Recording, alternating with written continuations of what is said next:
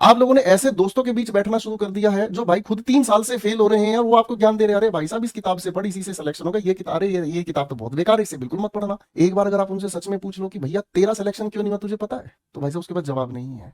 आप पढ़ रहे हैं एसएससी के लेवल के एग्जाम्स की बात समझ, आप पढ़ रहे हैं स्टेट लेवल के एग्जाम्स की, आप भाई यहां पढ़ रहे तो आपको इतना ज्यादा दिमाग में भयंकर नहीं तोप उठानी है, आपकी इतनी बड़ी कैपेसिटी का चैलेंज मत लेके चलो कि मैं 8 घंटे जब तक नहीं पढ़ूंगा तब तक मेरा पेपर क्लियर नहीं होगा। अरे तुमने अपने इस वाक्य में ही ये कह दिया कि मेरा पेपर क्लियर नहीं होगा। आप ये कहो कि मैं थोड़े समय के लिए भी पढ़ूंगा पर क्वालिटेटिव पढ़ूंगा।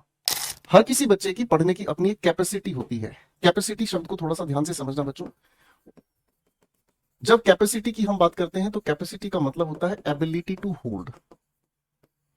हमारे मस्तिष्क की अपनी एक क्षमता है कि हम कितना कुछ पढ़कर अपने मस्तिष्क में, अपने दिमाग में स्टोर कर सकते हैं। अगर हम उससे ज्यादा पढ़ने की भी कोशिश करते हैं तो वो एक ना एक पल हमारे दिमाग से सब खत्म हो जाएगा, यूजलेस हो जाएगा। या फिर अगर मैं आप सभी के सामने एक प्यारा सा उदाहरण देता हूं, ध्यान से समझिएगा। ये आप सभी के सामने एक ग्लास है। अब इस ग्लास के अंदर अगर मैं पानी भरने की कोशिश करता हूं तो इस ग्लास के अंदर पानी केवल उतना ही भरा जा सकता है जितनी इसकी कैपेसिटी है, जितनी इसकी योग्यता है। बोलो हाँ। अब अगर इससे ज्यादा मैं पानी भरने की इसमें कोशिश करूंगा तो वो पानी नेचुरल है, गिरेगा। आप कहोगे सर इस बात से हमारे जीवन का क्या तर्क जोड़ा जा सकता है? इस बात से आपके जीवन में एक बहुत खूबसूरत तर्क जोड़ा जाता है। क्या तर्क जोड़ा जाता है? देखो मेरे बच्चों, आपको 24 आवर्स मिलते हैं। 24 आवर्स मिलने का मतलब क्या हुआ? इस 24 आवर्स में से अगर मैं आप लोगों की हेल्दी लाइफ की बात करूं तो 8 घंटे की आप लोगों की नींद गई। आप अगर नॉर्मल हिसाब से लगाएं तो 1.5 घंटे की आप कोई भी एक क्लास अटेंड करते हैं, तो ऐसी क्लासेस आपको 4 अटेंड करनी पड़ती हैं, यानी कि लाइव क्लासेस पढ़ते वक्त आपके करीब करीब करीब करीब कितने 6 घंटे पढ़ने में निकल गए। अब हिसाब जोड़ना बेटा, बिल्कुल सिंपल हिसाब आपको समझाता हूं, ठीक है जी। 2 घंटे की अगर मैं बात करता हूं तो ये आपके खाने पीने का टाइम है। अब इसके अलावा दिन में आपको 1 घंटा अपने आप को रिजुविनेट करना है, अपने आप को वापस हेल्दी बनाना है, तो 1 घंटा आप लोगों को फिर से पढ़ने की बात करनी है, एक मतलब रेस्ट करने की बात करनी है, ताकि आप अपने आप को फिर से रिचार्ज कर सकें। ठीक है ना, मैं इसके लिए रिचार्ज आपको कह देता हूं, ठीक है जी। इसके अलावा 1 घंटे की अगर मैं बात करना चाहूं तो 1 घंटा हो सकता है आप पार्क में घूमने जाएं, हो सकता है आप वॉक करने के लिए जाएं, हो सकता है आप अपने किसी खूबसूरत से दोस्त से बतियाने की कोशिश करें। यह है आप लोगों का साफ सुथरा सा एक समय का खर्च। 8, 14, 16, 17, 18, लगभग आप पूरे दिन के 18 घंटे खर्च करेंगे ही करेंगे। अब इस प्लस माइनस को अगर हम लेकर चलते हैं तो आपके पास आखिर में बचते हैं 6 घंटे। मान लो 6 घंटे भी नहीं, आपको कोई और भी काम याद आता है कि सर हम जिस रूम में रहते हैं खुद खाना बनाना पड़ता है, खाना बनाने के अलावा हमें सर मतलब बर्तन धोना पड़ता है, कपड़ा धोना पड़ता है, या हो सकता है छोटा मोटा कोई और भी काम, तो भाई 6 घंटे से भी माइनस कर करा के अगर मैं कहूं तो आपके पास जो 4 घंटे का ये समय बचता है, यही है वो समय जो आपकी जिंदगी में सबसे बड़ा परिवर्तन ला सकता है। यही है वो समय जिसकी तलाश आप कर रहे थे, और यही वो समय है जो आपकी कैपेसिटी को इंक्रीज करने की कोशिश करेगा। यानी कि ये जो 4 घंटे हैं, इस 4 घंटे में हमें सिर्फ उसी बात पर सबसे ज्यादा फोकस करना है। किस बात पर? हम लोगों को लिमिटेड कंटेंट पर फोकस करना है। पढ़ने के लिए तो बहुत कुछ है। जीएस की अगर मैं बात करूं, कितना ही पढ़ लो, इतना बड़ा महासागर है। आप भाई साहब हड़प्पा सिविलाइजेशन में गोते लगाओगे, आप भाई साहब गांधी जी के युग में निकल के आओगे, आपको पता ही नहीं कितना पढ़ लिया। सबसे इंपॉर्टेंट चीज क्या हो गई? Limited content. इस 4 घंटे में लिमिटेड मॉक मुझे लगाने हैं। कभी कभी क्या होता है, कुछ बच्चे, यूट्यूबर्स की दुनिया है, यूट्यूबर्स इतने भरे पड़े हैं जो ज्ञान दे देते हैं भाई तुम्हें सिर्फ मोक लगाने और कुछ मत करना। वो मोक लगाने के चक्कर में क्या कर रहे हैं भाई साहब, 15-15 मोक एक दिन में लगा रहे हैं। हकीकत क्या है? दिमाग की कैपेसिटी नहीं है भाई इतनी। अगर 2 मोक ढंग से आपने लगा लिए ना तो तीसरे मोक को लगाने की हिम्मत नहीं रहेगी। तीसरे मोक में दिमाग हिल जाएगा, तीसरे मोक में सिर चकरा जाएगा। लिमिटेड मोक, मैक्सिमम 2 से 3 मोक एक दिन में आपको लगाना है। ठीक है, आप लोगों की कैपेसिटी क्यों खराब होती है पढ़ने में, मैं आज उसका रीजन आपको समझा रहा हूं। कैपेसिटी को कैसे सुधारा जा सकता है मैं वो तरीका आपको समझा रहा हूं, ठीक है बेटा। इसके अलावा आप लोगों को अपना एक लिमिटेड सर्कल ही रखना है। लिमिटेड सर्कल रखने का मतलब क्या हुआ? आप लोगों ने टेलीग्राम पे अलग अलग ऐसे ऐसे ग्रुप ज्वाइन कर रखे जिनका पढ़ाई से कोई लेना देना नहीं है, भाई साहब वो ज्ञान दिए जा रहे हैं। आप लोगों ने ऐसे दोस्तों के बीच बैठना शुरू कर दिया है जो भाई खुद 3 साल से फेल हो रहे हैं, वो आपको ज्ञान दे रहे हैं, अरे भाई साहब इस किताब से पढ़, इसी से सिलेक्शन होगा, ये किताब, अरे ये किताब तो बहुत बेकार है, इसे बिल्कुल मत पढ़ना। एक बार अगर आप उनसे सच में पूछ लो कि भैया तेरा सिलेक्शन क्यों नहीं हुआ तुझे पता है, तो भाई साहब उसके पास जवाब नहीं है। यहां से आपकी कैपेसिटी खराब होती है। क्यों? क्योंकि आपने अपने इस दिमाग रूपी ग्लास में कचरा ज्यादा भर लिया है, काम की बात कम भर ली है। तो अपना सर्कल भी आपको लिमिटेड रखना होगा, ठीक है। अब आप लोगों को क्या करना है? आप लोगों को जिसकी भी बात आप मानते हैं, इसका मतलब क्या हुआ? आपको लिमिटेड मोटिवेटर की जरूरत है। हमारे यहाँ लाइफ में इतने सारे मोटिवेटर्स भरे पड़े हैं जिनकी भाई साहब था नहीं है। एक मोटिवेटर आता है जो यूपीएससी के स्टूडेंट्स को पढ़ा रहा है, वो उनको समझा रहा है कि कम से कम तुम्हें 8 से 10 घंटे पढ़ना होगा। नेचुरल है, पढ़ना पड़ेगा, क्योंकि यूपीएससी एक अलग दायरा है।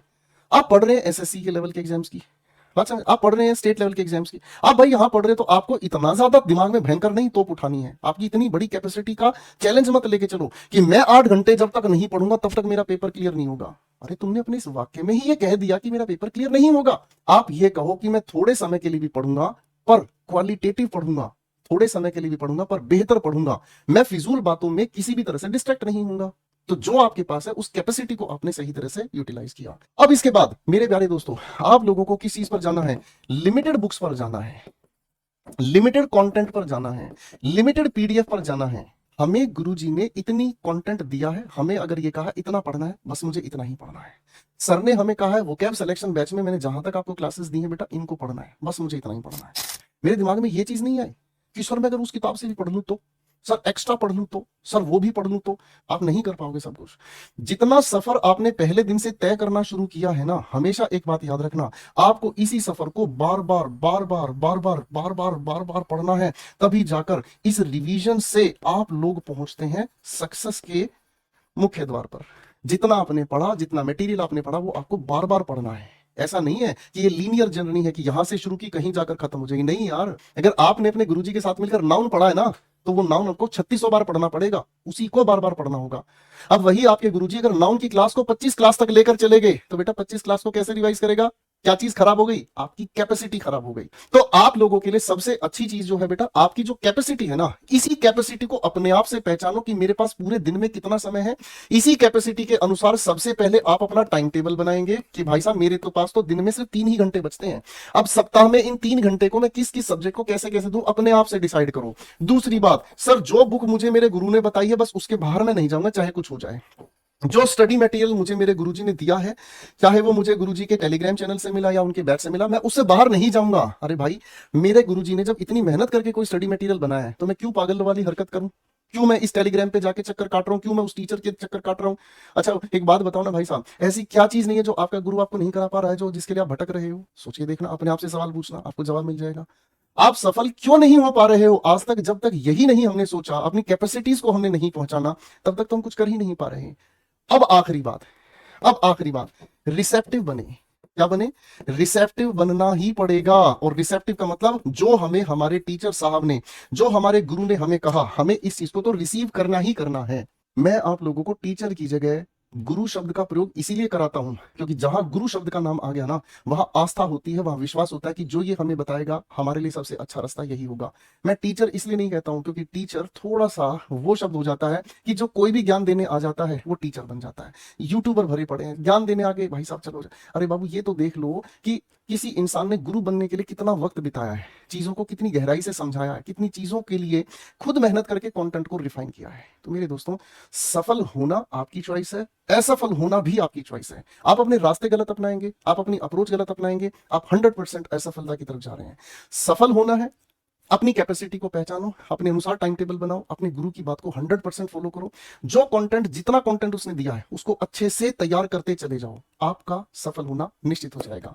इसी बातचीत के साथ ढेर सारी बधाइयां दोस्तों, सीजीएल की परीक्षा भी आ रही है और बहुत सारे एग्जाम्स आप लोगों के वर्ष 2024 में आ रहे हैं। तगड़े होकर मेहनत कीजिएगा और मैं उम्मीद करता हूं मेरी ये चंद बातें आपको हमेशा मोटिवेटेड रखेंगी और अपनी पोटेंशियल को आप पहचानेंगे। Thank you so much.